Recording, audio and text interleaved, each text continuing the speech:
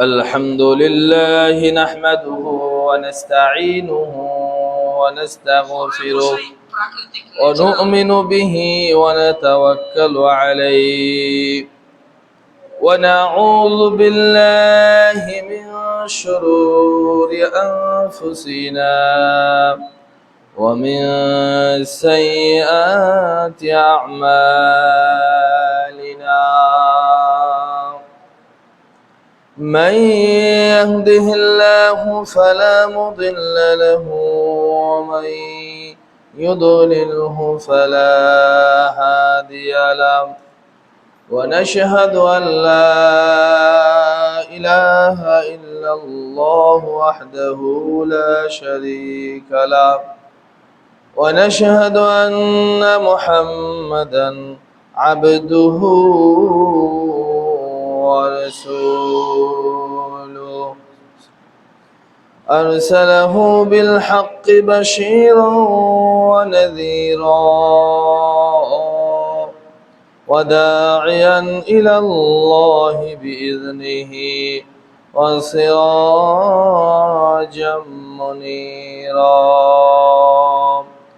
عما بعد فإن خير الحديث كتاب الله وخير الهدي هدي محمد صلى الله عليه وسلم وشر الأمور محدثاتها وكل محدثة بدعة وكل بدعة ضلالة وكل ضلالة في النار من يطع الله ورسوله فقد رشد ومن يعصهما فإنه لا يضر إلا نفسه ولا يضر الله شيئا بعد أعوذ بالله من الشيطان الرجيم يا أيها الناس اتقوا ربكم الذي خلقكم من نفس واحدة وخلق منها زوجها وبث منهما رجالا كثيرا ونساء واتقوا الله الذي تساءلون به والأرحام إن الله كان عليكم رقيبا يا أيها الذين آمنوا اتقوا الله حق تقاته ولا تموتن إلا وأنتم مسلمون يا أيها الذين آمنوا اتقوا الله وقولوا قولا سديدا يصلح لكم أعمالكم ويغفر لكم ذنوبكم ومن يطع الله ورسوله فقد فاز فوزا عظيما وقال الله تعالى في كلامه المجيد أعوذ بالله من الشيطان الرجيم يا أيها الذين آمنوا لا تدخلوا بيوتا غير بيوتكم حتى تستأنسوا وتسلموا على أهلها وقال الله تعالى إلى موضع آخر وإن تعدوا نعمة الله لا تحصوها إلى آخر الآية. وقال النبي الأمين صلى الله عليه وسلم عن أبي هريرة رضي الله عنه قال إن أثقل الصلاة على المنافقين صلاة العشاء وصلاة الفجر ولو يعلمون ما فيهما لأتوهما ولو حبوا ولقد حممت أن امرئ بالصلاة فتقوم ثم أمر رجل فيصلي بالناس ثم انطلق معي برجال معهم حزم من حطب إلى قوم لا يشهدون الصلاة فأحرق عليهم بيوتهم بالنار رواه البخاري إلى آخر الحديث أو كما قال عليه الصلاة والسلام। সম্মানিত উপস্থিত মুসল্লিনে কেরাম, প্রশংসা মাত্র আল্লাহ তাআলার জন্য, যিনি আমাদেরকে সুস্থ রেখে তার হুকুম পালন করার উদ্দেশ্যে নিয়ে মসজিদে আসার বসার, কিছু কথা বলা এবং শোনার জন্য তৌফিক দিলেন। সেজন্য অন্তরের অন্তঃস্থল থেকে শুকরিয়া আদায় করি, বলি আলহামদুলিল্লাহ। দরুদ ও সালাম বর্ষিত হোক আখিরি জামানার সর্বশেষ নবী মুহাম্মদ সাল্লাল্লাহু আলাইহি ওয়াসাল্লামের উপর, সকলে বলি সাল্লাল্লাহু আলাইহি ওয়াসাল্লাম। সম্মানিত উপস্থিত মুসল্লিনে কেরাম, পর্দার আড়ালের সম্মানিতা মা ও বোনেরা, আমি আপনাদের সম্মুখে কালাম পাক থেকে কয়েকটি আয়াত, রাসূলুল্লাহ সাল্লাল্লাহু আলাইহি ওয়াসাল্লামের মুখনিসৃত অসংখ্য হাদিস থেকে একটি হাদিস পাঠ করেছি। আয়াত এবং হাদিসকে সম্মুখে রেখে খুতবার সংক্ষিপ্ত সময়ের আলোচ্য বিষয় গৃহে প্রবেশের আদব, অর্থাৎ ঘরে প্রবেশের আদব। যদি আল্লাহ তাআলা আমাকে তৌফিক দান করেন, উল্লেখিত বিষয়ের উপর তথ্যবহুল আলোচনা করার জন্য চেষ্টা করব ইনশাআল্লাহ। ওমা তৌফিক ইল্লা বিল্লাহ, আলাইহি তাওয়াক্কালতু ওয়া ইলাইহি উনীব। গৃহটা মূলত হচ্ছে মানুষের বাসস্থান, মানুষ যেখানে বসবাস করে সেটাকে গৃহ বলা হয়। অপরদিকে পৃথিবীতে যত মসজিদ আছে, এই মসজিদগুলো হলো আল্লাহর ঘর বা আল্লাহর গৃহ।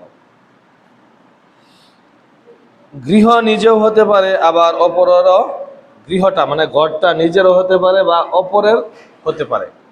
আর এই গৃহটা হচ্ছে আল্লাহ তাআলা যে আমাদেরকে এই গৃহর ব্যবস্থাটা দিয়েছে, ঘর নির্মাণের পদ্ধতিটা শিখিয়েছেন, এটা আল্লাহ তাআলার একটা বিশেষ রহমত, আল্লাহ প্রদত্ত একটা নিয়ামত। এই ঘরবাড়ি তৈরি করার পদ্ধতি শিক্ষা দেওয়া, ঘরবাড়ি তৈরি করা এবং সেখানে বসবাস করা, এটা আল্লাহ তাআলার একটা কি নিয়ামত। যেমন আল্লাহ তাআলা বলছেন সূরা ইব্রাহিমের 34 নম্বর আয়াতে, ওয়া ইন তাউদ্দু নি'মাতাল্লাহি লা তুহসুহা, যদি তোমরা আল্লাহর নিয়ামত রাজি গণনা করতে চাও, লা তুহসুহা, তাহলে সেগুলো তোমরা গণনা করে শেষ করতে পারবে না। ওয়া ইন তাউদ্দু নি'মাতাল্লাহি লা তুহসুহা, আল্লাহ তাআলা আপনার আমাকে যে নিয়ামতগুলো দিয়েছে, এই নিয়ামতগুলো যদি আমরা গণনা করা শুরু করি, আল্লাহ তাআলার এই নিয়ামতগুলো গণনা করে আমরা কখনো শেষ করতে পারবো না। সেই নিয়ামত রাজির একটা নিয়ামত হলো বাসস্থানের ব্যবস্থা করা, এটা আল্লাহ তাআলার পক্ষ থেকে একটা নিয়ামত। ঘরবাড়ি তৈরি না হলে, যদি আমাদের ঘরবাড়ি না থাকলো, তাহলে আমাদের চলাফেরা বা বসবাস করা আমাদের জন্য কষ্টকর হয়ে যেত। আমরা কোথায় থাকতাম? বনে বাজারে ঘুরে বেড়াতে হতো। যেমন আমরা বিভিন্ন ইতিহাস থেকে জানতে পারি যে আদি মানুষ আছে কিছু, যারা বন জঙ্গলে থাকতো, তাদেরকে আদি মানুষ বলা হয়। তাদের কোনো ঘরবাড়ি ছিল না, পোশাক পরিচ্ছদ ছিল না, তারা গাছের ছালপাকড়া খেত এবং গাছের পাতা দিয়ে তাদের লজ্জাস্থান ডাকতো, এগুলো আমরা জানি। আমাদের ওরকম বনে বাজারে ঘুরে বেড়াতে হতো। যেহেতু আল্লাহ তাআলা আমাদেরকে বাসস্থানের ব্যবস্থা দিয়েছেন, তার মানে এটা আল্লাহ তাআলা আমাদের উপর একটা নিয়ামত দিয়েছেন এবং এখানে আমরা প্রশান্তি পাই। এই ঘরে মানে বাড়িতে অবস্থান করে, ঘরে অবস্থান করে আমরা প্রশান্তি লাভ করি। যেমন আল্লাহ তাআলা বলছেন, ওয়াল্লাহু জাআলা লাকুম মিন বুয়ুতিকুম সাকানা, এবং আল্লাহ তাআলা এই ঘরের ব্যবস্থাটাও দিয়েছে শান্তি পাওয়ার জন্য। যেমন আল্লাহ তাআলা বলছেন, আল্লাহু জাআলা লাকুম মিন বুয়ুতিকুম সাকানান, আল্লাহ তোমাদের গৃহকে তোমাদের আবাসস্থল করেছেন শান্তি পাওয়ার জন্য, একটু সময় বিশ্রাম নেওয়ার জন্য এই ঘরটাকে তোমাদের জন্য কি করেছেন? আবাসস্থল করেছেন, আবাসস্থল বানিয়েছেন। অর্থাৎ আল্লাহ তাআলা এই ঘরের ব্যবস্থা করে দিয়েছেন। সম্মানিত উপস্থিত মুসল্লিনে কেরাম, তাহলে আল্লাহ তাআলা আপনাকে আমাকে এই ঘর বাড়ি দিয়ে নিয়ামত দিয়েছেন। যেমন আল্লাহ তাআলা বলছেন, লা ইন শাকারতুম লা আযীদান্নাকুম, তোমরা যদি নিয়ামতের শুকরিয়া আদায় করো তাহলে আল্লাহ তাআলা সেটা আরো বাড়িয়ে দেন, বৃদ্ধি করে দেন। অপরপক্ষে আল্লাহ তাআলা বলছেন, লাইন শাকারতুম লাযিদান্নাকুম ওয়া লাইন কাফারতুম ইন্না আযাবি লাশাদীদ। আর যদি কেউ তার নিয়ামতকে অস্বীকার করে তাদের জন্য রয়েছে কঠিন শাস্তি। শুরুতে আমি বলেছি যে আল্লাহ তাআলার নিয়ামত রাজি অনেক নিয়ামত, এবং ঘরবাড়িটাও আল্লাহ তাআলার একটা নিয়ামতের মাঝে পড়ে, অর্থাৎ আল্লাহর শুকরিয়া আদায় করতে হবে। যদি আমরা শুকরিয়া আদায় করি, আল্লাহ তাআলা এই ঘরবাড়িতে আরো নিয়ামত বাড়িয়ে দিবেন। সম্মানিত উপস্থিত মুসল্লিনা কেরাম, এই ঘরগুলোর মাঝে একটা ঘর যেহেতু বলেছিলাম, সেটা হলো আল্লাহর ঘর আছে পৃথিবীতে। যেহেতু দুনিয়াবি মানুষের ঘর বাড়ির চাইতে পৃথিবীর মাঝে সর্বোত্তম ঘর হলো আল্লাহর ঘর, অর্থাৎ মসজিদ। আল্লাহর ঘর মসজিদ, এটা হলো সবচাইতে উত্তম। তো আমরা আলোচনাটা আল্লাহর ঘর মসজিদের আদব দিয়েই শুরু করব, এবং আল্লাহর ঘর মসজিদের কি বৈশিষ্ট্য আছে, কি ফজিলত আছে, এই ঘরে এসে জামাতে সালাত আদায় না করলে কি হয়, এই ব্যাপারে আমরা আলোচনা দিয়ে শুরু করব। তারপর আমরা এই ঘরে কিভাবে প্রবেশ করতে হয়, প্রবেশের আদব কি, বের হতে হয় কিভাবে, অর্থাৎ প্রথমে আমরা পৃথিবীর সর্বশ্রেষ্ঠ ঘর আল্লাহর ঘর মসজিদ নিয়েই আলোচনাটা শুরু করব। সম্মানিত উপস্থিত মুসল্লিনা কেরাম, সূরা জিন 18 নম্বর আয়াত আল্লাহ তাআলা বলছেন, ওয়া আন্নাল মাসাজিদা লিল্লাহি ফালা তাদউ মা'আল্লাহি আহাদা। মসজিদের প্রথম যে হক মসজিদ রাখে, ওয়া আন্নাল মাসাজিদা লিল্লাহ, যত মসজিদ আছে পৃথিবীতে, যত ঘর আছে, মসজিদ আছে, লিল্লাহি, সবগুলো আল্লাহর। ফালা তাদউ মা'আল্লাহি আহাদা, সুতরাং তোমরা এই ঘরে আল্লাহ ছাড়া অন্য কাউকে ডেকো না, অর্থাৎ আল্লাহর সাথে শিরক করো না। অর্থাৎ পৃথিবীতে যত মসজিদ আছে, আমরা বলি আমাদের মসজিদ, অমুক বলে তাদের মসজিদ, সে বলে তার মসজিদ, এই বিভিন্ন ভাবে বলে। আসলে মসজিদ কারো না, মসজিদ কার? মাসাজিদ লিল্লাহ, মসজিদ সমূহ আল্লাহর। মসজিদ সমূহ কি? আল্লাহর। আপনি টাকা দিলেও মসজিদ চলবে, আপনি না দিলেও চলবে, আল্লাহ এক ব্যবস্থা করে দেবেন। আমরা অনেক সময় চিন্তা করি, আমি হয়তো টাকা না দিলে মসজিদ চলবে না, আমি যদি না দিতাম এটা হতো না, অমুক যদি এটা না দিত তাহলে এটা হতো না। আসলে বিষয় এমন না, এমন এক লোক আল্লাহ ব্যবস্থা করে দিবেন, আল্লাহর ঘর কোন দিক দিয়ে চলতেছে আপনারা টেরও পাবেন না। কারণ এটা আল্লাহর ঘর, আল্লাহর দায়িত্ব নেই। যেমন আপনার ঘর, দায়িত্ব কার? আপনার। বাড়িতে যেটা আছে, বাড়িতে যেটা আপনি করছেন, সেটার দায়িত্ব কে নিয়েছে? আপনি নিচ্ছেন। যত কষ্ট হোক, যতই আপনার পরিশ্রম করতে হোক, আপনি কি সেই ঘরের যে মানুষগুলো আছে তাদেরকে কষ্ট দেওয়ার চেষ্টা করেন? করেন না, তাদেরকে সুন্দর করে রাখতে পারেন। কিন্তু আল্লাহ নিজেই বলছেন, ওয়া আন্নাল মাসাজিদা লিল্লাহ, মসজিদ সমূহ আল্লাহর। তাহলে আল্লাহর ঘর আল্লাহই তো দেখভাল করবেন, তাই না?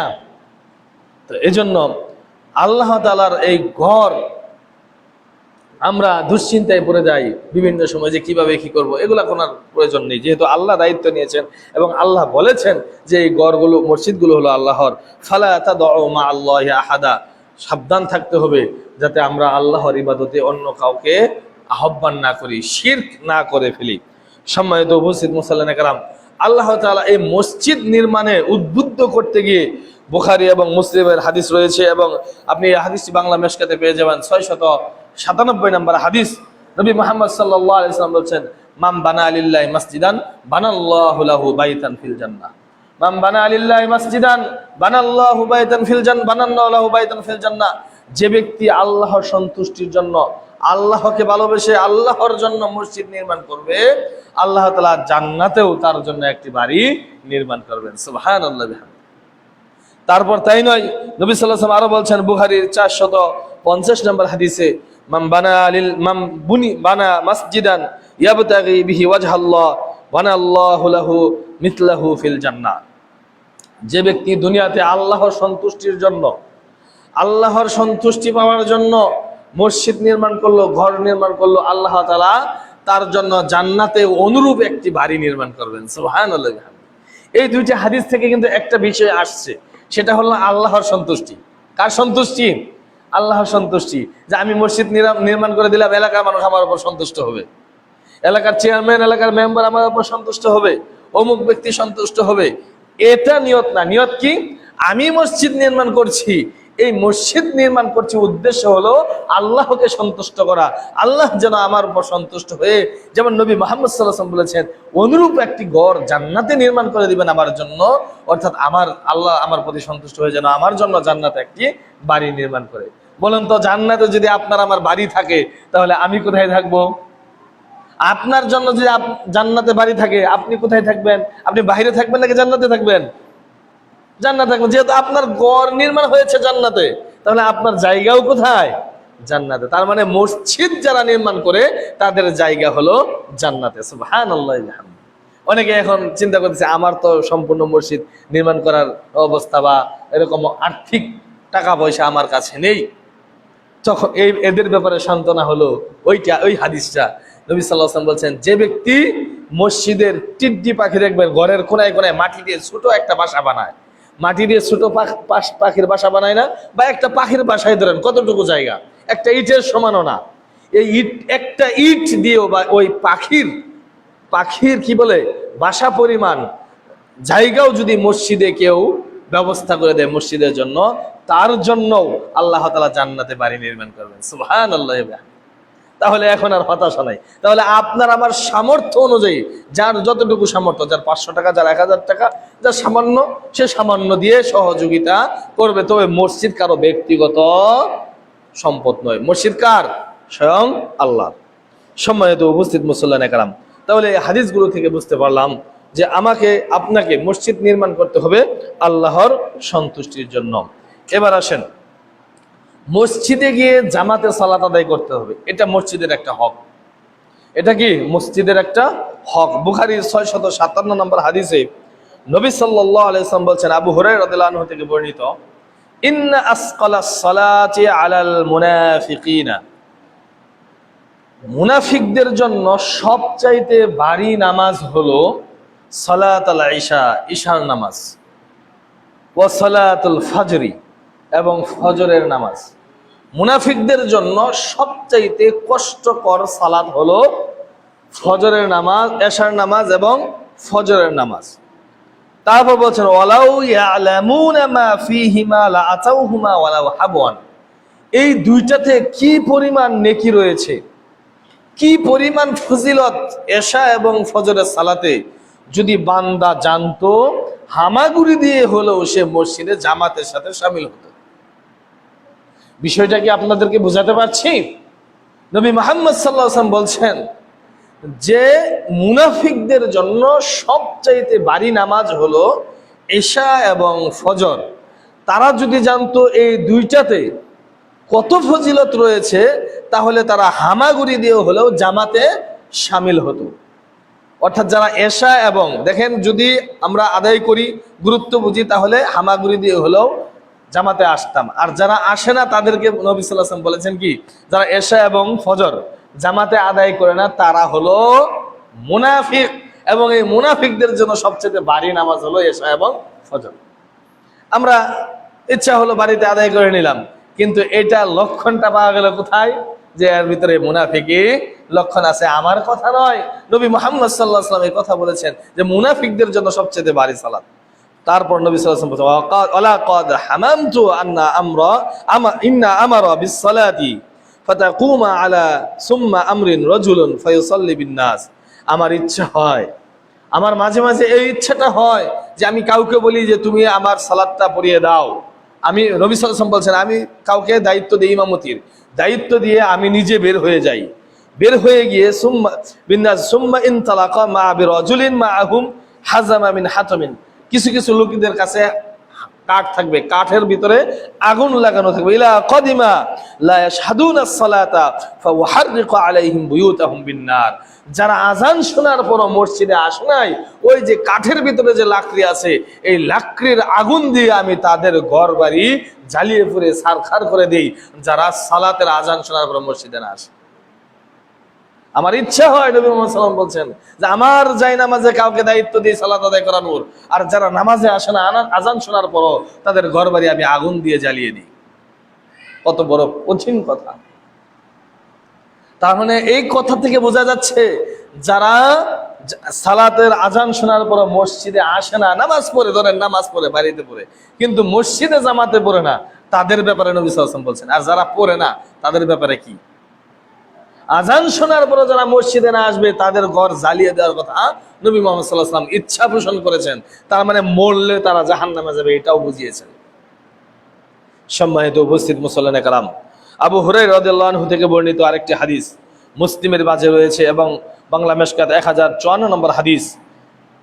আচার নবী সাল্লাল্লাহু আলাইহি ওয়াসাল্লাম রাজুলুন আ'মা, নবী সাল্লাল্লাহু আলাইহি ওয়াসাল্লাম কাছে একজন জৈনিক অন্ধ সাহাবী রাসূলুল্লাহ সাল্লাল্লাহু আলাইহি ওয়াসাল্লাম কাছে আসলেন। সে চোখে দেখে না, একেবারে দৃষ্টি নেই, চোখে দেখে না। সে নবী সাল্লাল্লাহু আলাইহি ওয়াসাল্লাম কাছে আসলেন, এসে বললেন ফাকালা ইয়া রাসূলুল্লাহ ইন্নাহু লাইসা লি কাঈদুন ইয়াকুদুনি ইলাল মসজিদ।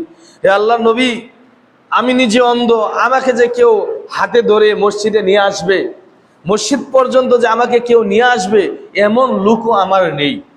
এমন লোকও কি আমার নেই যে সে আমাকে মসজিদ পর্যন্ত নিয়ে আসবে। ফাসাআলা রাসূলুল্লাহ সাল্লাল্লাহু আলাইহি ওয়াসাল্লাম আই রাখাস লাহু ফায়ুসাল্লি ফি বাইতি।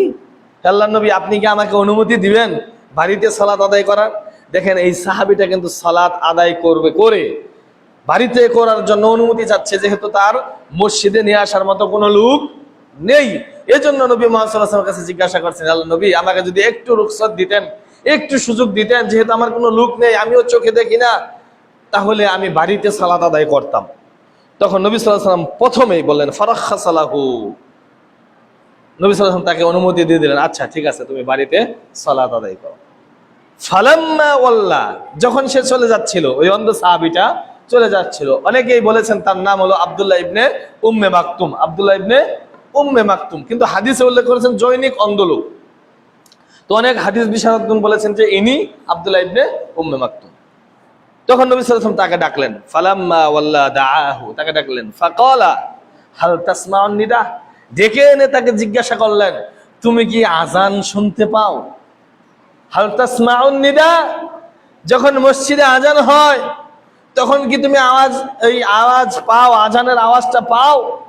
তখন সে বলছেন নাম। হাল তাসমাউন নিদা, হ্যাঁ আমি আজান শুনতে, ফাকালা নাম, হ্যাঁ আমি আজান শুনতে পাই, আসমাউ, আমি আজান শুনতে পাই। তখন নবী সাল্লাল্লাহু আলাইহি ওয়াসাল্লাম ক্বালা ফাজিব, যেহেতু আজান তুমি শুনতে পাও, তাহলে তুমি তার উত্তর দাও, মানে সারা দাও, ডাকে সারা। নিদা মানে কি? আহ্বান করা, আর আজান মানে হলো আহ্বান করা। যেহেতু তুমি ডাক শুনতে পাও, অর্থাৎ ডাকে সারা দাও। অর্থাৎ একজন অন্ধ সাহাবী আব্দুল্লাহ ইবনে উম্মে মাকতুম, তিনি অন্ধ হওয়ার কারণে নবী সাল্লাল্লাহু আলাইহি ওয়াসাল্লামের কাছে অনুমতি চাইলেন বাড়িতে সালাত আদায় করার জন্য। প্রথম অনুমতি দিলেন, তারপর তাকে জিজ্ঞাসা করলেন, তুমি কি আজান শুনতে পাও?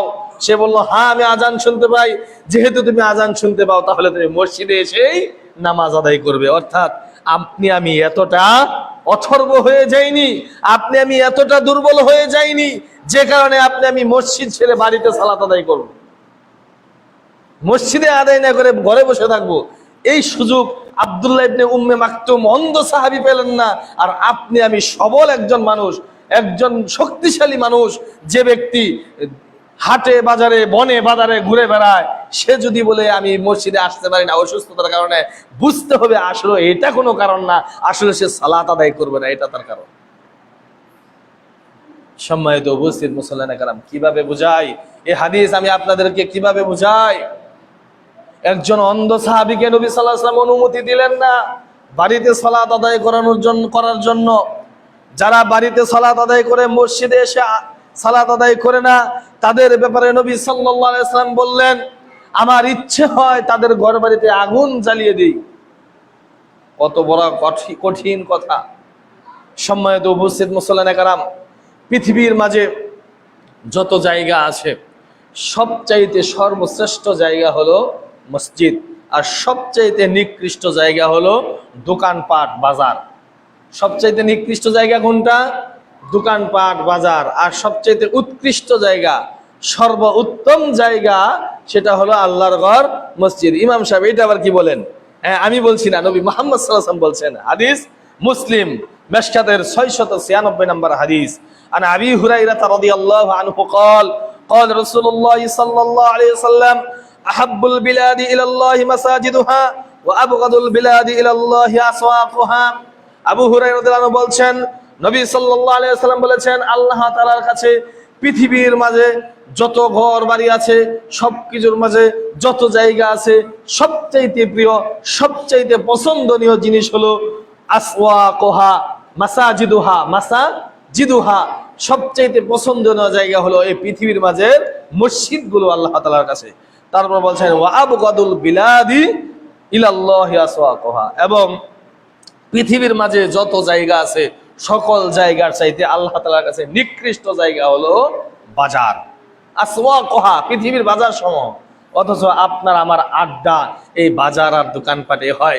যেই জায়গাগুলো আল্লাহ তাআলার সবচাইতে নিকৃষ্ট, সেই জায়গাতে আমরা বেশি সময় পার করি, ঘন্টার পর ঘন্টা সেই জায়গা আমরা পার করি। একবার চিন্তা করুন তো, যেই জায়গাটা আল্লাহ তাআলার অপছন্দনীয়, যেই জায়গাটা আল্লাহ তাআলা পছন্দ করেন না, সেই জায়গায় যদি আপনার মৃত্যু হয়, হতে পারে না? মালাকুল মাউত আপনার কাছে আসতে পারে না? আসতে পারে। তাহলে আমরা কেন বুঝি না যে বাজারটা আল্লাহ তাআলার কাছে নিকৃষ্ট জায়গা, দোকানটা আল্লাহ তাআলার কাছে নিকৃষ্ট জায়গা? কেন নিকৃষ্ট জায়গা জানেন? কারণ এই দোকানপাটে এমন কোনো খারাপ কাজ নাই যেটা হয় না। মানুষের গীবত হয়, জিনা হয়। জিনা কিভাবে হয়? যে টেলিভিশন দেখতেছেন, টেলিভিশনের মাঝে জিনা হয়, ধরে গীবত হয়। মসজিদের ইমাম সাহেব ভালো না, এই করছে সেই করছে, সে একটু জোরে হাঁটে, খায় বেশি, মোটা হয়ে গেছে, এই হয়ে গেছে সেই গেছে, গজ উঠতে পড়ছে খাইতে খাইতে। মসজিদের ইমাম সাহেব ঠিক মতো মসজিদে থাকে না, এই সেই। আরে আর দোষ তার সাথে বলেন, মানুষের দোকানে বলে তো লাভ নাই, তার পরিবর্তন হবে না। শুধু তাই নয়, মসজিদের সভাপতি ভালো না, সেক্রেটারি ভালো না, ক্যাশিয়ার ভালো না, অমুক সদস্য ভালো না, তমুক সদস্য ভালো না। আর এটা নিয়ে আলোচনা বেশি হয়, এই জন্য বললাম আর কি। আবার এও বলে অমুক বাড়ির পুত্রবধূ ভালো না, ছেলের বউ ভালো না, এই করে সেই করে কত কিছু, যত আলোচনা, যত গীবত, যত অশ্লীলতা এই দোকানপাট এবং বাজারে হয়। এই জন্য আল্লাহ তাআলার কাছে সবচাইতে নিকৃষ্ট জায়গা হলো বাজার সমূহ, দোকান সমূহ। এটা থেকে এড়িয়ে চলতে হবে। আমি আসছি দুনিয়াতে সদাই করার জন্য, বাজার করার জন্য। বাজারে যখন আমরা যাই, সবচাইতে ভালো জিনিসটাই তো নিয়ে আসি। দুনিয়ায় বাজার মানে কি? ইবাদত বন্দুকি করার জন্য এসেছি। এখন দুনিয়াতে এসে যদি আমি বাজারের ব্যাগই হারাই ফেলাই, ওই ইবাদত বন্দুকি না করি, ইমান যদি ঠিক না থাকে, তাহলে কি লাভ হবে? সম্মানিত উপস্থিত মুসল্লিয়ানে কেরাম, এজন্যই বলি, বিভিন্ন বাজারঘাট দোকানপাটের আড্ডা থেকে আপনাকে আমাকে বেঁচে থাকতে হবে।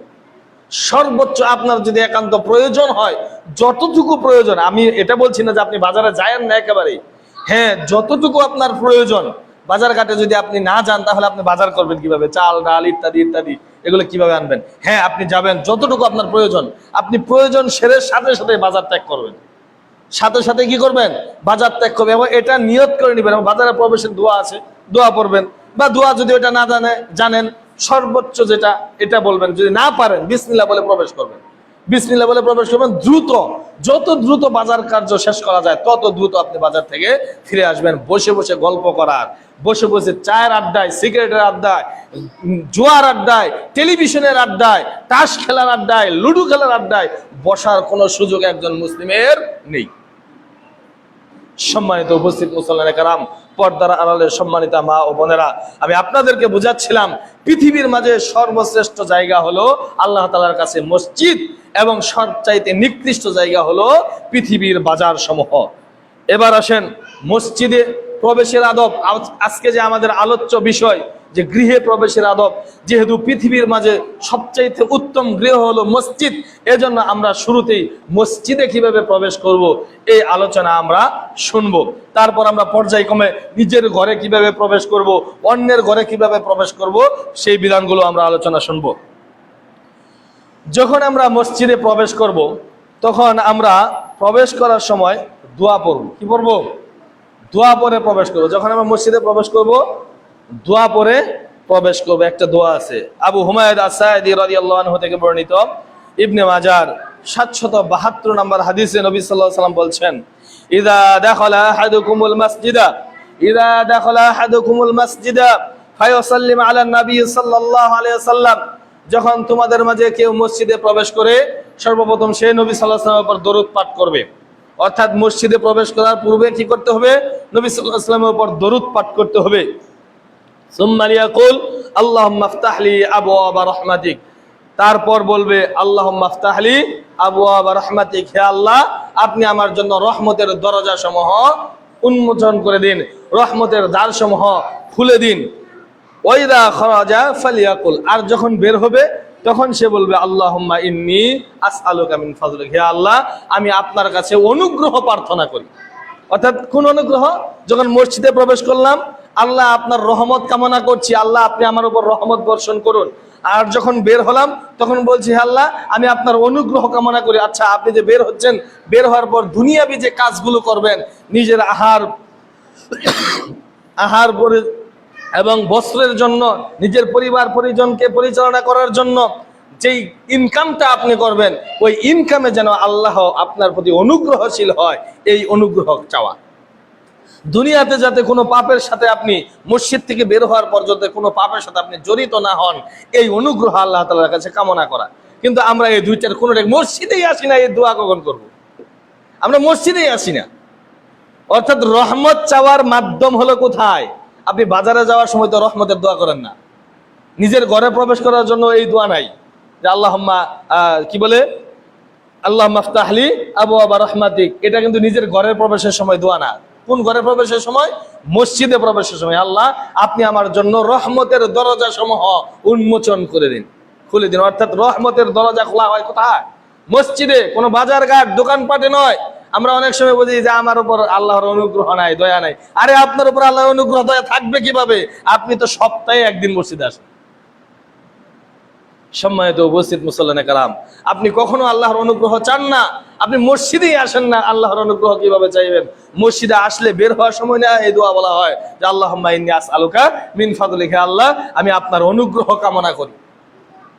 সম্মানিত উপস্থিত মুসল্লিনে কেরাম, তাহলে এক নম্বর আদব মসজিদে ঢুকতে পেলাম, সেটা হলো দরুদ পেশ করা এবং দোয়া পাঠ করা। আল্লাহুম্মা ইফতাহলি আবওয়াবা রাহমাতিক, বের হওয়ার সময় আল্লাহুম্মা ইন্নী আসআলুকা মিন ফাদলিক, এই দোয়াটা পাঠ করা।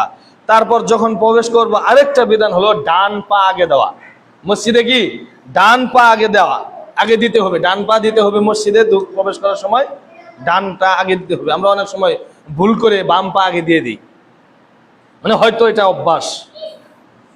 এই ব্যাপারে আনাস ইবনে মালিক রাদিয়াল্লাহু আনহু থেকে বর্ণিত, ক্বালা মিনাস সুন্নাতি ইযা দাখালতাল মাসজিদা আন তাবদা বিরাজলিকাল ইয়ুমনা ওয়া ইযা খারাজতা আন তাবদা বিরাজলিকাল ইসরা। সুন্নাত হলো যখন তোমরা মসজিদে প্রবেশ করবে ডান পা দিয়ে প্রবেশ করবে, আবার যখন মসজিদ থেকে বের হবে বাম পা দিয়ে মসজিদ থেকে বের হবে। এটা হলো সুন্নাত। এটা হলো কি? সুন্নাত। এটা নবী সাল্লাল্লাহু আলাইহি ওয়াসাল্লাম শিক্ষা দিয়েছেন। অর্থাৎ মসজিদে প্রবেশ করতে হবে ডান পা দিয়ে, বের হতে হবে বাম পা দিয়ে। প্রথম কথা, দরুদ পড়তে হবে, দোয়া বলতে হবে, এবং বের হওয়ার সময় তো দোয়া আছেই। প্রবেশের সময় ডান পা, বের হওয়ার সময় বাম পা। একটা জিনিস খেয়াল করেন, যেহেতু এই জায়গাটা পৃথিবীর মাঝে সর্বশ্রেষ্ঠ, এজন্য ডান পায়ে ঢুকতে হবে। আর পৃথিবীর মাঝে আরেকটা নিকৃষ্ট জায়গা আছে, তার নাম হলো টয়লেট। টয়লেটের বিধান কিন্তু বাম পায়ে প্রবেশ করা, ডান পায়ে বের হওয়া। পৃথিবীর সকল জায়গার চাইতে মসজিদ উত্তম, আর পৃথিবীর সকল জায়গার চাইতে টয়লেট হলো নিকৃষ্ট। এজন্য টয়লেট পৃথিবীর থেকে উত্তম হওয়ার কারণে টয়লেটে প্রবেশ করতে হবে বাম পায়ে, বের হতে হবে ডান পায়ে। যেহেতু টয়লেটের চাইতে পৃথিবীর অন্য জায়গা কি পবিত্র, এজন্য ডান পায়ে বের হতে হবে। এটাই বিধান। মসজিদে অন্য পৃথিবীর অন্য জায়গার চাইতে মসজিদ উত্তম, এজন্য ডান পায়ে ঢুকতে হবে। পৃথিবীর চাইতে অন্য জায়গা দুনিয়া নিকৃষ্ট, মসজিদের চাইতে নিকৃষ্ট, দামে কম, নিকৃষ্ট, এজন্য মসজিদ থেকে বের হতে হবে বাম পায়ে। টয়লেট যেটা বললাম আর কি, টয়লেট দুনিয়ার অন্য জায়গার চাইতে নিকৃষ্ট, এজন্য বাম পায়ে প্রবেশ করবেন। অন্য জায়গার চাইতে টয়লেট নিকৃষ্ট হওয়ার কারণে দুনিয়াতে যখন বের হবেন, মানে অন্য জায়গায় যখন বের হবেন, বাম পায়ে বের হবেন। এটা বিধান, এটা হলো সুন্নাহ। সম্মানিত উপস্থিত মুসল্লিনে কেরাম, খুতবা চলাকালীন সময় মসজিদের আরেকটা বিধান আছে। যখন আপনি মসজিদে প্রবেশ করবেন, মসজিদের আরেকটা হক আছে, আরেকটা আদব আছে মসজিদের। খুতবা চলাকালীন সময় হলেও যদি আপনি প্রবেশ করেন, 2 রাকাত সুন্নাত পড়তে হবে। এটাকে কি বলা হয়? তাহিয়াতুল মসজিদ। কি বলা হয়? তাহিয়াতুল মসজিদ। খুতবা চলছে, তখনও আপনাকে 2 রাকাত সুন্নাত পড়ে তারপর বসতে হবে। দলিল জাবির ইবনে আব্দুল্লাহ রাদিয়াল্লাহু আনহু থেকে বর্ণিত, বুখারীর 1166 নম্বর হাদিস, قال রাসূলুল্লাহ সাল্লাল্লাহু আলাইহি ওয়াসাল্লাম ওয়া হুয়া ইয়াখতুব, রাসূলুল্লাহ সাল্লাল্লাহু আলাইহি ওয়াসাল্লাম খুতবা দিচ্ছিলেন। ইযা জা আহাদুকুম আল ইমাম, ইযা জা আহাদুকুম, তোমাদের মাঝে এমন একজন কেউ আসলো, আল ইমাম ইয়াখতুবু, ইমাম খুতবা দিচ্ছেন, আও ক্বাদা খারাজা ফালিউসাল্লি রাকাতাইন, সেজন্য কি করে ফেলে? দাঁড়িয়ে 2 রাকাত সালাত আদায় করে নেয়। নবী সাল্লাল্লাহু আলাইহি ওয়াসাল্লাম বলছেন যে হুয়া ইয়াখতুবু ইযা জা আহাদুকুম আল ইমাম, তোমাদের কেউ মসজিদে আগমন করলো, এসে দেখলো আল ইমামু ইয়াখতুবু, ইমাম খুতবা দিচ্ছেন। ইমাম কি করছেন? খুতবা দিচ্ছেন। আও কদা খরাজা, অথবা রুম থেকে বের হয়েছেন মসজিদে আসার জন্য, ফালিউসাল্লি রাকাতাইন, সে যেন কি করে 2 রাকাত সালাত আদায় করে নেয়। অর্থাৎ খুতবা চলাকালীন সময় কি করতে হবে? খুতবা চলছে তখন আপনাকে 2 রাকাত সালাত আদায় করতে হবে। তারপর নবী সাল্লাল্লাহু আলাইহি সাল্লাম কিন্তু এখানে একটা নিষেধ করেছেন, যেমন যে নবী সাল্লাল্লাহু আলাইহি সাল্লাম যেই লোক নিষেধ করেছেন যে মসজিদে তোমরা কথা বলো না, খুতবা চলাকালীন সময় চুপ থাকো, সেই মানুষই আবার বলছেন যে খুতবা চলাকালীন সময় তোমরা মসজিদে প্রবেশ করলেও 2 রাকাত সালাত আদায় করো। অর্থাৎ আদেশ যিনি দিয়েছেন, নিষেধ একটা তিনি করেছেন, তাহলে এটা মানতে হবে। নবী সাল্লাল্লাহু আলাইহি ওয়াসাল্লাম বলেছেন তোমরা খুতবা চলাকালীন সময় কথা বলো না, নবী সাল্লাল্লাহু আলাইহি ওয়াসাল্লাম এটাও বলছেন যে খুতবা চলাকালীন সময় তোমরা 2 রাকাত সালাত আদায় করো। যেমন আল্লাহ তাআলা বলছেন সূরা হাশরের 7 নম্বর আয়াতে, ওমা আতাকুমুর রাসূলু ফাখুযু ওমা নাহাকুম আনহু ফান্তাহু, নবী রাসূল সাল্লাল্লাহু আলাইহি ওয়াসাল্লাম তোমাদেরকে যা দেয় সেটা তোমরা গ্রহণ করো, আর যা থেকে তিনি নিষেধ করেন সেটা তোমরা ছেড়ে দাও। অর্থাৎ তিনি নিষেধ করেছেন কথা বলতে, তিনি আদেশ করেছেন 2 রাকাত সালাত আদায় করতে, তাহলে এটা আদায় করতে হবে। বসার পূর্বে মসজিদে যে কোনো সময় আপনি প্রবেশ করেন, শুধু খুতবা শোনা ওয়াজিব, এজন্য খুতবার কথা নবী সাল্লাল্লাহু আলাইহি ওয়াসাল্লাম বলেছেন যে খুতবা শোনা ওয়াজিব, আর এটা তো সুন্নাত নামাজ, তাহিয়াতুল মসজিদ তো সুন্নাহ। তারপরেও তিনি বলেছেন না, খুতবা তুমি পরে শুনবে, প্রবেশ করার পূর্বে পরে আগে তুমি 2 রাকাত সুন্নাত আদায় করে নেবে, এটাকে বলা হয় তাহিয়াতুল মসজিদ। আশা করি আপনারা বুঝতে পেরেছেন। সম্মানিত উপস্থিত মুসল্লিয়ানে কেরাম, এই তাহিয়াতুল মসজিদ না পড়াটা কিয়ামতের একটা আলামত। যারা তাহিয়াতুল মসজিদ না পড়ে বসে পড়েন, বুঝতে হবে তার এই কাজটা হলো কিয়ামতের আলামত।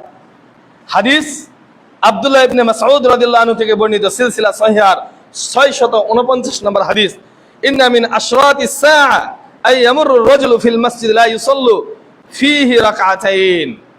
কিয়ামতের আলামত হলো যে এমন লোক মসজিদে আসলো, ঘোরাফেরা করলো, মসজিদের পাশ দিয়ে ঘোরাফেরা করে চলে গেল, কিন্তু 2 রাকাত তাহিয়াতুল মসজিদ আদায় করলো না, এটা একটা কিয়ামতের আলামত। অর্থাৎ আপনি যে আসে বসে পড়লেন মসজিদে, কিংবা যে সকল মসজিদে নিষেধ করা হয় যে লাল বাতি জ্বলাকালীন সময় সুন্নাত পড়া বা যে কোনো নামাজ পড়া নিষিদ্ধ, তা মানে বুঝতে হবে ওই মসজিদে একটা কিয়ামতের আলামত আছে। যারা নিষেধ করে ওই নিজে একটা কিয়ামতের আলামত।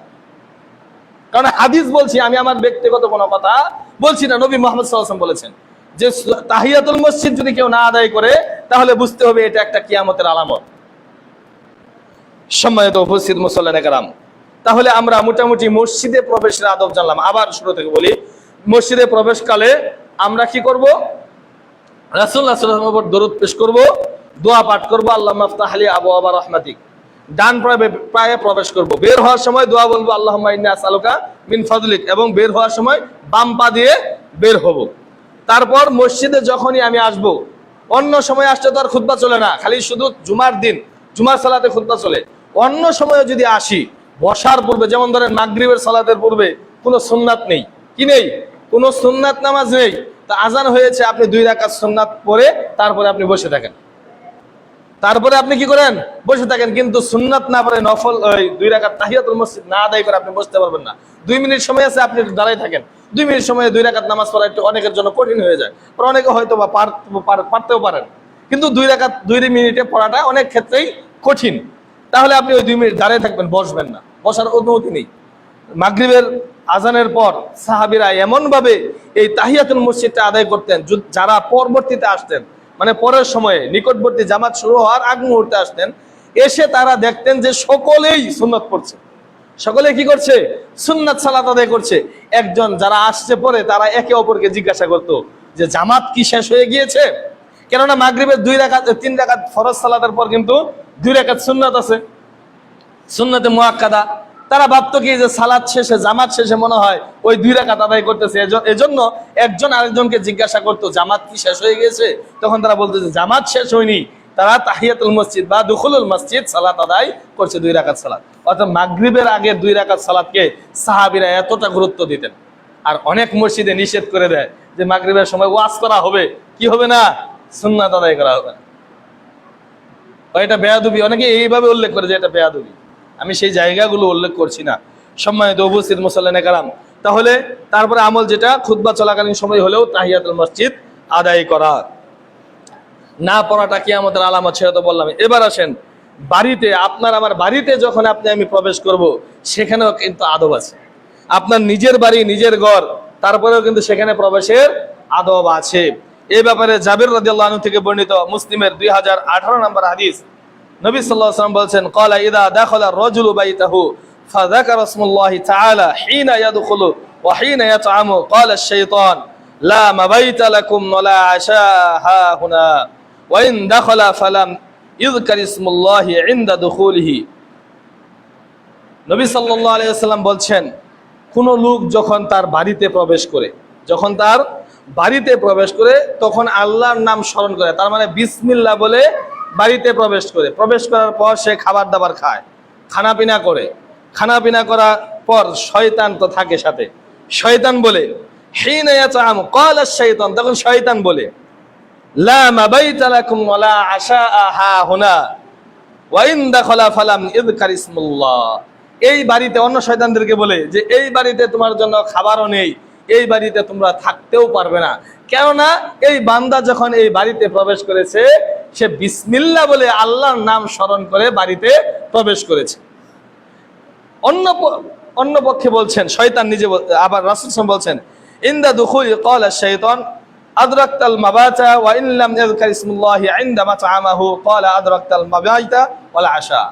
আর যে বাড়িতে প্রবেশ করলো বিসমিল্লাহ বলল না, আল্লাহর নাম স্মরণ না করে বাড়িতে প্রবেশ করলো, তখন শয়তান বলে কি যে আসো, এই বাড়িতে তোমাদের জন্য খানা পিনার ব্যবস্থা হয়েছে, এই বাড়িতে তোমাদের জন্য রাত্রি যাপন করার ব্যবস্থা করা হয়েছে। অর্থাৎ যদি আমরা আল্লাহর নাম স্মরণ করতে বিসমিল্লাহ বলে বাড়িতে প্রবেশ করি, তাহলে শয়তান সেখানে আপনার আমার খাবারে অংশগ্রহণ করবে না, আপনার আমার ঘরে অবস্থানও করতে পারবে না। আর যদি এটা আমরা না করি, তাহলে শয়তান আপনার সাথে খাবার খাবে, আমার সাথে খাবার খাবে, আপনার আমার সাথে বসবাস করবে, ওই রাত্রি যাপন করবে। এই জন্য অনেক সময় আমরা এই সমস্যাগুলোতে পড়ে থাকি। আরেকটা বিধান আছে, তাহলে এখানে একটা বিধান পেলাম, নিজের বাড়িতে যখন আমরা প্রবেশ করব বিসমিল্লাহ বলে প্রবেশ করব। আরেকটা বিধান আছে, সেটা হলো কাতাদা রাদিয়াল্লাহু আনহু থেকে বর্ণিত, সহিহুল জামের 525 নম্বর হাদিস, রাসূলুল্লাহ সাল্লাল্লাহু আলাইহি ওয়াসাল্লাম বলেছেন, ইদা দাখালতুম বাইতান ফাসাল্লিমু আলা আহলিহি ফাইদা খরাজতুম ফাদউ আহলাহু বিসালামিন। নবী সাল্লাল্লাহু আলাইহি ওয়াসাল্লাম বলছেন, যখন তোমরা বাড়িতে প্রবেশ করবে তখন সালাম দিয়ে প্রবেশ করবে, আবার যখন বাড়ি থেকে বের হবে তখন তোমার পরিবারদেরকে সালাম দিয়ে বাড়ি থেকে বের হবে। প্রবেশের সময় পরিবারদেরকে সালাম দিবেন, বের হওয়ার সময় পরিবার দিগকে সালাম দিবেন। আসলে সালামের অর্থটা আমরা হয়তোবা বুঝি, জানি, কিন্তু উপলব্ধি করতে পারি না যে এটার মহত্বটা কতটুকু। আসসালামু আলাইকুম মানে কি, আপনার উপর শান্তি বর্ষিত হোক। এই শান্তি আপনি আমি অন্যের জন্য বলতেছি, আল্লাহ তার উপর শান্তি বর্ষণ করুন। আপনার পরিবারের উপর আপনি আমি চাই আপনার আমার পরিবার ভালো থাকুক, সে শান্তিতে থাকুক, সবসময় সুস্থ থাকুক, কিন্তু তাকে যদি আমরা সালাম না দিই তাহলে হবে? পৃথিবীর মাঝে যত মানুষ আছে সেই মানুষগুলোর মাঝে সবচাইতে প্রিয় মানুষ, সবচাইতে নিকটের মানুষ, নিঃস্বার্থভাবে যদি কেউ ভালোবেসে থাকে পৃথিবীর মানুষের মাঝে নিঃস্বার্থভাবে যদি কেউ ভালোবেসে থাকে, সেটা হলো পিতামাতা। এই পিতামাতার জন্য আপনি এই দোয়াটা করবেন না? তাকে সালাম দিবেন না? মাকে সালাম দিবেন না যে আসসালামু আলাইকুম ওয়া রাহমাতুল্লাহ? যখন আপনি বিবাহ করেন তখন আপনার কাছে সবচাইতে প্রিয় মানুষ হয়ে যায় আপনার স্ত্রী। আপনি কি তাকে বলবেন না আসসালামু আলাইকুম, তোমার উপর শান্তি, আল্লাহ তাআলা আপনার উপর কি করুক, শান্তি বর্ষণ করুক? তারপর যখন সন্তান সন্তান হয়, সবচাইতে চোখ জোড়ানো, মনে আনন্দ সৃষ্টিকারী, মনে প্রশান্তির হলো আপনার সন্তান, আপনি কি তাকে এটা শিক্ষা দিবেন না আসসালামু আলাইকুম? আপনার ছেলে আপনাকে অনেক ভালোবাসে, আপনাকে কি সে সালাম দিবে না? আপনি কি তাকে শিখাবেন না? অন্যের জন্য এই দোয়া করছেন, আপনার নিজের পরিবারের জন্য তো করছেন না এই দোয়া। বাবা মাকে লজ্জা করে, অনেকে বলে কি লজ্জা লাগে, আগে একদিন কষ্ট করে দিয়ে দিবেন লজ্জা ভেঙে, পরবর্তী লজ্জা ভেঙে গেল, আপনিও সালাম দিবেন, আপনার বাবাও আপনাকে সালাম দিয়ে দেখবেন। অর্থাৎ বাড়িতে যখন প্রবেশ করবেন প্রথম কাজ হলো তাদেরকে সালাম দেওয়া, বের হওয়ার সময় তাদেরকে সালাম দেওয়া। তারপর বের হওয়ার সময় আরেকটা আদব আছে, সালাম তো দিলেনই, এছাড়া ব্যক্তিগত একটা আদব আছে। মান ক্বালা ইয়ানি ইযা খারাজা মিন বাইতিহি বিসমিল্লাহি তাওয়াক্কালতু আলাল্লাহ লা হাওলা ওয়ালা কুওয়াতা ইল্লা বিল্লাহ। যে ব্যক্তি বাড়ি থেকে বের হওয়ার সময় এই দোয়াটা করবে যে বিসমিল্লাহ তাওয়াক্কালতু আলাল্লাহ লা হাওলা ওয়ালা কুওয়াতা ইল্লা বিল্লাহ, ইউকালু লাহু হুদাইতা ওয়া কুফাইতা ওয়া উফাইতা ওয়া তানহাই আনহু শাইতান ওয়া তানহাই আনহু আল্লাহ তাআলা তাকে কি করবেন? হেদায়েত দিবেন। ও কুফিতা, তাকে হেফাজত করবেন। ও কয়তা, এবং তাকে দেখভাল করবেন। তখন শয়তান বলে আশ-শাইতানু ফালিয়াকুল, শয়তান থেকে এগুলো হেফাজত করবেন। ফায়াকুলু শাইতান, তখন শয়তান একজন আরেকজনকে বলে আখাররা কাইফা লাকা বিরাজুলিন কদ হাদা ওয়া কাফা ওয়া কা। এক শয়তান আরেক শয়তানকে বলে এর পিছনে লেগো না, এর পিছনে লেগে তুমি কি ক্ষতি করতে পারবে? কেননা একে তো হেদায়েত দিয়েছেন আল্লাহ, তাকে রক্ষণাবেক্ষণ করবেন আল্লাহ, তাহলে তুমি তার ক্ষতি কিভাবে করবে? বিষয়টা বুঝতে পারছেন? যখন আপনি আমি বাড়ি থেকে বের হব, বিসমিল্লাহি তাওয়াক্কালতু আলাল্লাহ লা হাওলা ওয়ালা কুওয়াতা ইল্লা বিল্লাহ, তখন শয়তান আমার কোনো ক্ষতি, আপনার কোনো ক্ষতি করতে পারবে না। এবং এক শয়তান আর এক শয়তানকে বলবে এর পিছনে লেগো না, এর পিছনে লেগে কোনো লাভ হবে না, কেননা একে হেদায়েত দিয়েছেন আল্লাহ, একে রক্ষণাবেক্ষণ করেনও আল্লাহ, তাহলে তুমি তার ক্ষতি কিভাবে করবে? তাহলে বাড়ি থেকে বের হওয়ার সময় এই দোয়াটা আমরা পাঠ করবো ইনশাআল্লাহ। সম্মানিত উপস্থিত মুসলমান کرام, যখন আমরা অন্যের বাড়িতে প্রবেশ করব তখনও কিছু আদব আছে। সূরা নূরের 27 নম্বর আয়াতে আল্লাহ তাআলা বলছেন, ইয়া আইয়ুহাল্লাযীনা আমানু লা তাদখুলু বুয়ুতান গায়রা বুয়ুতিকুম হাত্তা তাস্তানিসু ওয়া তুসাল্লিমু আলা আহলিহা। হে ইমানদারগণ, তোমরা যখন নিজেদের বাড়িতে প্রবেশ করবে তখন পরিবারবর্গকে সালাম দিবে, আবার যখন অন্যের বাড়িতে প্রবেশ করবে তখনও তাদেরকে সালাম দিবে এবং তাদের কাছে অনুমতি প্রার্থনা করবে। অর্থাৎ কারো ঘরে নিজের বাড়িতে প্রবেশ করতে গেলেও হাদিসেও এসেছে, যেটা বললাম, যে সালাম দিতে হবে, পরিবারবর্গদেরকে সালাম দিতে হবে। যখন আপনি আমি অন্যের বাড়িতে যাব, সালাম দেব এবং ঘরে প্রবেশ করার অনুমতি প্রার্থনা করব। আমাদের ভিতরে এই ম্যানারটা খুবই কম। অন্যের বাড়িতে আমরা হুড়হুড়ি ঢুকে পড়ি, কোনো অনুমতির প্রয়োজন হয় না, সালাম তো দেই না। কিন্তু এটা ইসলামী শিষ্টাচার নয়। গৃহে প্রবেশের একটা গুরুত্বপূর্ণ আদব হলো অনুমতি প্রার্থনা করা। বিশেষ করে রাসূল সাল্লাল্লাহু আলাইহি ওয়াসাল্লাম নিষেধ করেছেন যে তোমরা সন্তানকে নিষেধ করেছেন, বা বাবা মাকেও নিষেধ করেছেন, যে সন্তান বিবাহিত তাদের রুমে প্রবেশ করার আগে সন্তানের কাছ থেকে অনুমতি দিতে হবে। আবার বাবা মা যদি কোনো আলাদা রুমে থাকে, সন্তান ওই বাবা মার ঘরে যখন প্রবেশ করবে অনুমতি নিতে হবে। কেননা দুপুরবেলা খাওয়া দাওয়ার পর তারা কি করে, সবাই মোটামুটি এই অভ্যাসটা আমি মনে করি সবারই আছে, একটু রেস্ট করে। এজন্য তারা কোন অবস্থায় আছে এটা কেউ জানে না, এজন্য দরজার বাহির থেকে অনুমতি নিয়ে ঘরে প্রবেশ করতে হবে। দুপুরবেলার বিষয়টা আলাদা করেছেন। এবং সব হুম হলে যেটা বলেছেন সর্বসাকল্যে, সেটা হলো বাড়িতে প্রবেশ করার সময়, নিজের বাড়িতে প্রবেশ করার সময় সালাম দিতে হবে, এবং অন্যের বাড়িতে প্রবেশ করার সময় সালাম দিতে হবে, সাথে অনুমতি প্রার্থনা করতে হবে। যদি অনুমতি দেয় আপনি অন্যের ঘরে প্রবেশ করতে পারবেন, আর বিনা অনুমতি যদি না দেয় তাহলে আপনার সেখান থেকে ফিরে আসতে হবে। সালামের উত্তর দিচ্ছে না, আপনি সেখান থেকে ফিরে আসবেন। এটাই হলো ইসলামী বিধান এবং ইসলামী শিষ্টাচার। আমি আপনাদেরকে এই খুতবায় বোঝাতে চাইলাম যে ঘরে কিভাবে আমরা প্রবেশ করব। সর্বপ্রথম আমরা জেনেছি মসজিদে কিভাবে প্রবেশ করব, এবং দ্বিতীয়ত যেটা জানলাম নিজের ঘরে কিভাবে প্রবেশ করব, এবং অন্যের ঘরে অনুমতি পেলে কিভাবে প্রবেশ করব। সম্মানিত উপস্থিত মুসল্লিয়ানে কেরাম, শুরুতে কিছু আলোচনা করেছিলাম যে মসজিদে জামাতের সাথে সালাত আদায় করা এটা মসজিদের একটা হক, এটাও মসজিদের একটা আদব। এবং নবী সাল্লাল্লাহু আলাইহি ওয়াসাল্লাম এটাও বলেছেন, যারা এশা এবং মানে মুনাফিকদের জন্য, ইন্না আসকালাল মুনাফিকিন, মুনাফিকদের জন্য সবচেয়ে ভারী নামাজ হলো এশা এবং ফজর। আপনারা অনেকে পড়ে আসছেন, সেজন্য এই হাদিসগুলো আবার শোনাচ্ছি, যে মুনাফিকদের জন্য সবচেয়ে ভারী সালাত হলো এশা এবং ফজর। এটা কি? জামাতের সাথে আদায় করা। যদি তারা এটা জানতো এটার ফজিলত কত, তাহলে তারা হামাগুড়ি দিয়ে হলেও জামাতে শরীক হতো। আরেকটা হাদিস, এই হাদিসের চাইতে আরো, যেটা আপনার আমার জন্য এই কথার উপর কোনো কথাই থাকে না। একজন অন্ধ সাহাবী নবী সাল্লাল্লাহু আলাইহি ওয়াসাল্লামের কাছে আসলেন, আল্লাহর নবী আমাকে মসজিদে নিয়ে আসবে, এমন কেউ নেই, আমি চোখেও দেখি না, আমি নিজেও আসতে পারি না, আমাকে কি অনুমতি দিবেন আমি বাড়িতে সালাত আদায় করব, বা জামাত ছেড়ে দিয়ে পরবর্তী সালাত আদায় করব? তখন নবী সাল্লাল্লাহু আলাইহি ওয়াসাল্লাম প্রথমত তাকে অনুমতি দিলেন, আচ্ছা ঠিক আছে। কিন্তু তারপর যখন সে চলে যাচ্ছে তখন তাকে আবার ডাক দিলেন, তুমি কি হাল তাসমাউন নিদা, তুমি কি আজান শোনো, তুমি কি আজান শুনতে পাও, তোমার কানে কি আজানের আওয়াজ যায়? তখন বললেন নাম, আমি আজান শুনি। তখন বললেন যে তুমি যদি আজান শোনো তুমি তার আজানে জবাব দাও, অর্থাৎ জামাতে অংশগ্রহণ করো। আমাদের এই সমাজে কেউ অন্ধ নাই, কেউ কারো দুই পা নাই, এমন লোক নাই।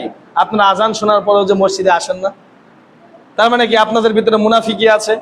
এবং নবী সাল্লাল্লাহু আলাইহি ওয়াসাল্লাম এটাও বলেছেন, যারা আজান শোনার পর মসজিদে আসে না, আমার মনে হয় তাদের ঘরগুলোকে আগুন দিয়ে, লাকড়ির আগুন দিয়ে জ্বালিয়ে পুড়িয়ে ছারখার করে দিই। তার মানে কি আপনার উপর রাসূল সাল্লাল্লাহু আলাইহি ওয়াসাল্লাম ক্ষিপ্ত।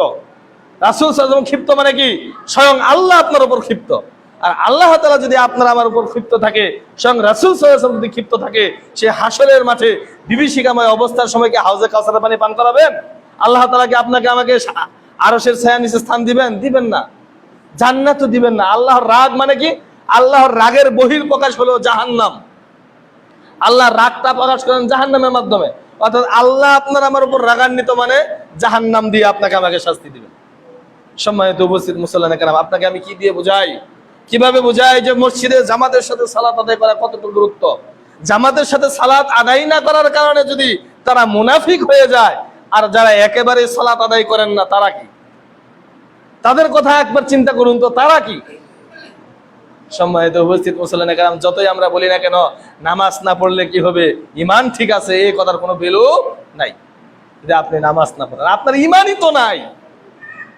বেনামাজি কাফের, এ কথা কতদিন বলবো? বেনামাজি জানাজা নাই, বেনামাজি তার পিতার সম্পদের ওয়ারিশ হবে না, বেনামাজির সাথে কোনো মুসলিম মেয়ের বিবাহ টিকবে না।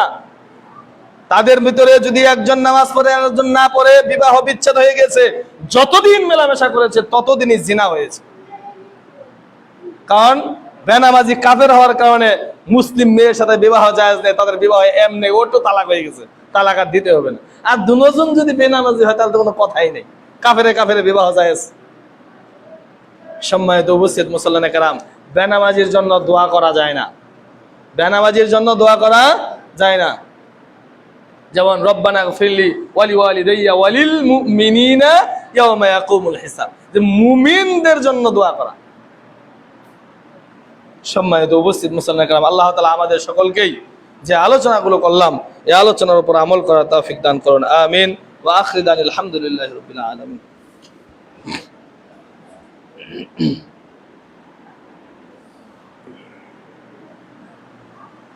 إن الحمد لله نحمده ونستعينه ونستغفره. عما بعد، أعوذ بالله من الشيطان الرجيم. إن الله وملائكته يصلون على النبي يا أيها الذين آمنوا صلوا عليه وسلموا تسليما. সকলে দরুদ ইব্রাহিম পড়ুন। আল্লাহুম্মা সাল্লি আলা মুহাম্মদ ওয়া আলা আলি মুহাম্মাদিন কামা সাল্লাইতা আলা ইব্রাহিম ওয়া আলা আলি ইব্রাহিম ইন্নাকা হামিদুম মাজিদ। اللهم بارك على محمد وعلى آل محمد كما باركت على إبراهيم وعلى آل إبراهيم إنك حميد مجيد. ربنا ظلمنا أنفسنا وإن لم تغفر لنا وترحمنا لنكونن من الخاسرين. آمين. হে আল্লাহ, আমরা গুনাহগার, আপনি আমাদের জীবনের সমস্ত গুনাহ খাতাগুলি মাফ করে দিন। আমিন। পৃথিবীর শুরু থেকে মুহূর্তকাল পর্যন্ত যত মুমিন মুত্তাকিন নরনারী অন্ধকার কবর বাসিন্দা হয়ে গেছে, আল্লাহ আপনি তাদেরকে মাফ করে দিন। আমিন। হে আল্লাহ, আমাদের মধ্যে যারা অসুস্থ আছে আপনি তাদেরকে সুস্থতা দান করে দিন। আমিন। আমাদের মধ্যে যারা ঋণগ্রস্ত আছে তাদের ঋণ পরিশোধ করার জন্য তৌফিক দিয়ে দিন। আমিন। হে আল্লাহ, আপনি আমাদের বাংলাদেশকে হেফাজত করুন। আমিন। হে আল্লাহ, সকল প্রকার অপকৌশল থেকে আমাদের দেশটাকে আপনি হেফাজত করুন। আমিন। হে আল্লাহ, আমাদের সেই ফিলিস্তিনের নির্যাতিত মুসলিমদেরকে আপনি হেফাজত করুন। আমিন। হে আল্লাহ, তাদেরকে বিভিন্নভাবে নির্যাতন করা হচ্ছে, তারা জুলুমের শিকার হচ্ছে, আল্লাহ আপনি তাদেরকে হেফাজত করুন। আমিন। আল্লাহ, বিশ্বের বিভিন্ন জায়গায় যেখানে যেখানে মুসলিম নির্যাতিত হচ্ছে, আল্লাহ তাদেরকে আপনি হেফাজত করুন। আমিন। বিশেষ করে আপনার এক বান্দা দোয়া চেয়েছে তার পিতার জন্য, আল্লাহ তার পিতার জন্য আমরা দোয়া করছি।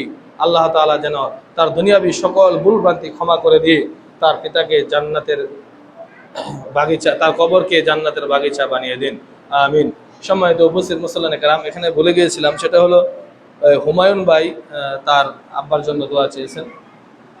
দোয়া করবেন আল্লাহ তাআলা যেন তার দুনিয়াবি সকল ভুলভ্রান্তি ক্ষমা করে দিয়ে তার বাবাকে জান্নাতবাসী করেন, তার বাবার কবর যেন জান্নাতের টুকরা হয়, জান্নাতে যেতে জান্নাতের হাওয়া যেন তার বাবার কবরে বয়ে যায়।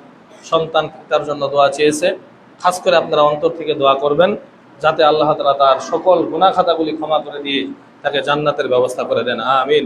ইবাদাল্লাহ রাহিমাকুমুল্লাহ, ইন্নাল্লাহা ইয়া'মুরু বিল আদলি ওয়াল ইহসান وإيتاء ذي القربى وينهى عن الفحشاء والمنكر والبغي يعظكم لعلكم تذكرون فاذكروني أذكركم واشكروا لي ولا تكفرون.